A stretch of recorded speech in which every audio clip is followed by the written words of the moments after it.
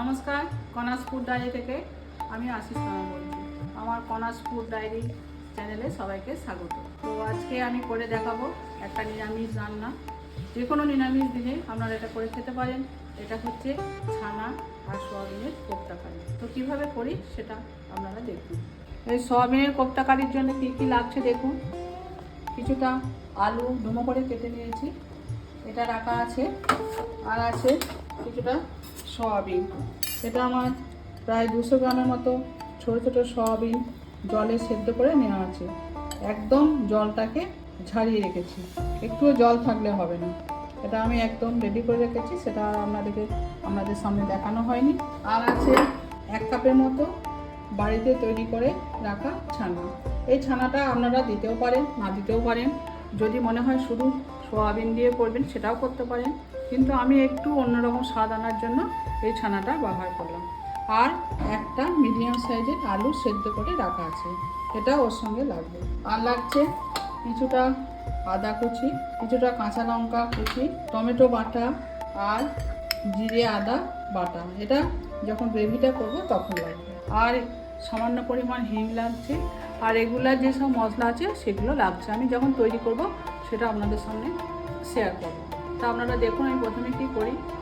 যতক্ষণ আমি সোয়াবিনটা একটু মিক্সিতে গ্রেট করে নেব, খুব বেশি মিহি করে বাটবো না, হালকা করে বেটে নেবো, ততক্ষণ আমি এই যে আলুটা আছে এটা ভেজে নেবো, ভাজতে দেবো। তাহলে রান্নাটা আমার তাড়াতাড়ি হয়ে যাবে। যে সর্ষের তেল দেবো, দিয়ে দিলাম। আলুটা আস্তে আস্তে করে প্রথমে ভেজে নেবো, ভেজে তুলে রাখবো। হালকা করে ভাজবো।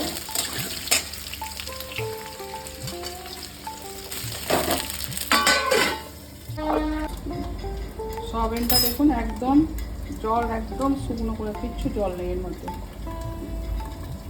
এটা মিক্সিং জারের মধ্যে দিয়ে দেবো, হালকা করে ব্লেন্ড করে নেব। এর মধ্যে কিছুটা আদা দিলাম, 3টে লঙ্কা এর মধ্যে দিয়ে দিচ্ছি। হালকা করে আমি ভেজে নিচ্ছি। এবার এটা পেস্ট করবো। আলু ভাজার মধ্যে সামান্য হলুদ দিয়ে দিলাম, ওই জন্য রঙটা ভাজা হবে। আলুটা প্রায় ভাজা হয়ে গেছে। এবার দিয়ে আর একটুখানি ভাজার সময় হাফ নরম হয়ে যাবে, এরকমভাবে আমি ভাজবো। ব্লেন্ড করে নিয়েছি, দেখুন সোয়াবিনটা হয়ে গেছে। এবার এটা একটা বোলের মধ্যে ঢেলে নিচ্ছি। একটা মিডিয়াম সাইজে আলু বের করে দেবো। আলুটা দিলে একটু ক্রেঞ্চি ভাবটা আসে। দেখুন যে ছানাটা তৈরি করা আছে এই ছানাটা দিয়ে দিচ্ছি। এরপর ভালো করে হাতে করে সুন্দরভাবে মেখে নিতে হবে। আর এর মধ্যে কিছু রেগুলার মশলা যেমন জিরের গুঁড়ো, ধনের গুঁড়ো, হলুদ গুঁড়ো, আর পরিমাণ মতো নুন, আর সামান্য একটুখানি চিনি। এটা দিয়ে আমি ভালোভাবে মাখবো। সামান্য 2 চামচের মতো একটু আমি বেসন দিচ্ছি, তাহলে এটা ছেড়ে যাবে না ভাজার সময়। এবার ভালোভাবে দেখুন দেখে নিচ্ছি। ছানাটা দিয়ে দিলাম।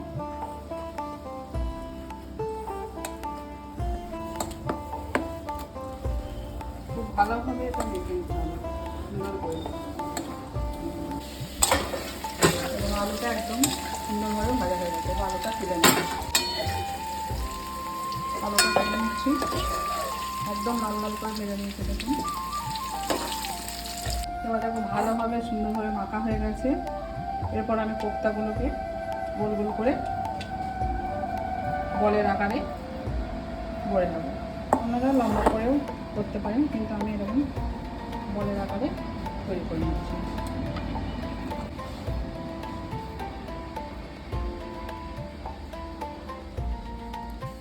দেখুন তেলটা ভালোভাবে গরম হয়ে গেছে।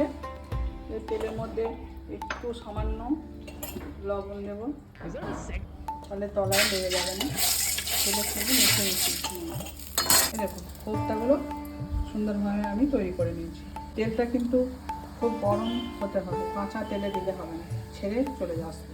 এবার একটা একটা করে কোপ্তাগুলো দিয়ে দিচ্ছি।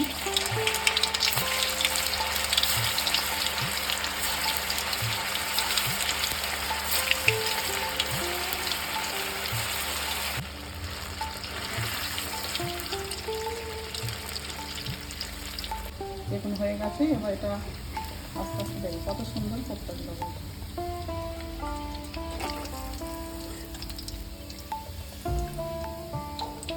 দেখুন কোপ্তাগুলো সব ভাজা হয়ে গেছে।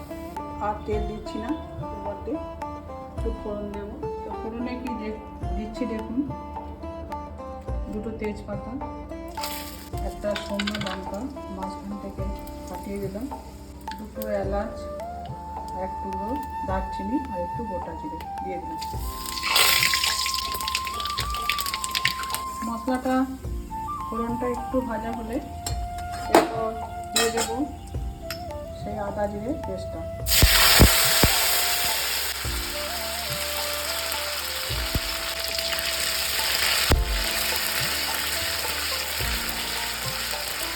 একটু ভালো হয়ে গেছে আদা জিরে পেস্টটা, এরপর দিয়ে দেবো টমেটো পেস্ট। একটু একটা টমেটো পেস্ট করে মাঝারি সাইজে। এবার টমেটোটা আর মশলাটা ভালোভাবে কষিয়ে নিতে হবে, যেন টমেটোর কাঁচা গন্ধ না থেকে যায়।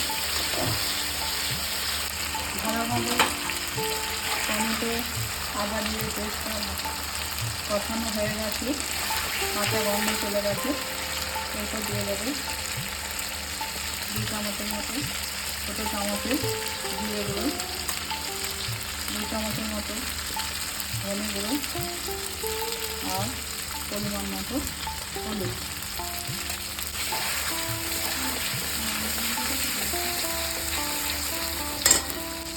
এক চামচের মতো ঝাল লঙ্কা গুঁড়ো। এবার লঙ্কাটা কষাতে যেহেতু নিরামিষ রান্না একটু হিং দিচ্ছি। আপনারা চাইলে হিং না দিতে পারেন, কিন্তু আমি একটু হিং দেবো।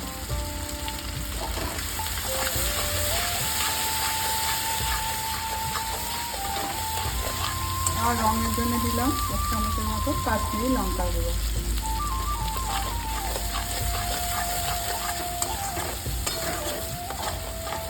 এরপর পরিমাণ মতো লবণ দিয়ে দেবো, অল্প দিচ্ছি কেননা কোপ্তা পেস্টে দেওয়া আছে।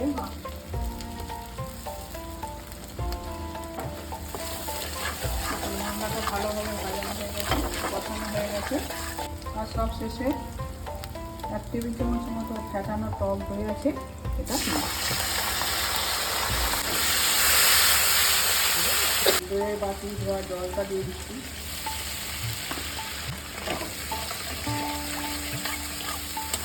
ভালোভাবে মশলাটা কষানো হয়ে গেছে, ভেজে রাখা আলুটা দিয়ে দিচ্ছি।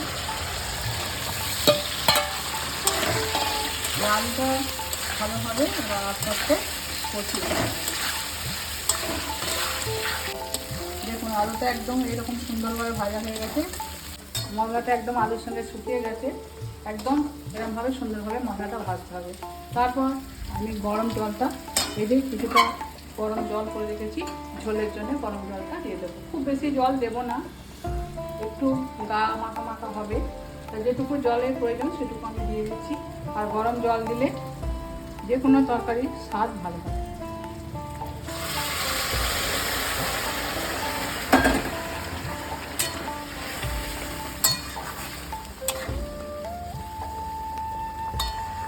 হয়ে গেছে, এবার আমি এটা একটু ঢাকা চাপা দিয়ে দেবো। অনেকক্ষণ হয়ে গেছে, আশা করছি আলুটা সেদ্ধ হয়ে গেছে। আমি এবার চাপাটা খুলে দেখব। দেখুন আলু সেদ্ধ হয়ে গেছে একদম। এরপর কোপ্তাগুলো আস্তে আস্তে কোপ্তাগুলো ভাজা আছে, এবার দেবো। কোপ্তা দিয়ে বেশিক্ষণ সেদ্ধ করলে হবে না, একটু 2 মিনিটের মতো হয়ে গেলে নামিয়ে ফেলবো। একটু হালকা চাপা দিচ্ছি। গ্যাস হয়ে গেছে, এবার গ্যাসের ফ্লেম বন্ধ করে দেবো।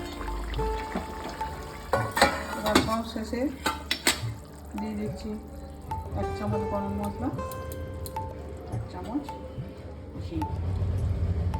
হয়ে গেল আমার ছানা আর সয়াবিনের কোপ্তা করে তরকারি বা কোপ্তা কারি। তাই রান্নাটা আপনাদের কেমন লাগলো কমেন্ট করে জানাবেন। নিরামিষ দিনে এই রান্নাটা বাড়িতে একবার অবশ্যই করে দেখবেন, আশা করছি ভালো লাগবে। আর যদি ভালো লাগে সবাই লাইক শেয়ার সাবস্ক্রাইব করবেন। সবাই ভালো থাকবেন, সুস্থ থাকবেন। নমস্কার।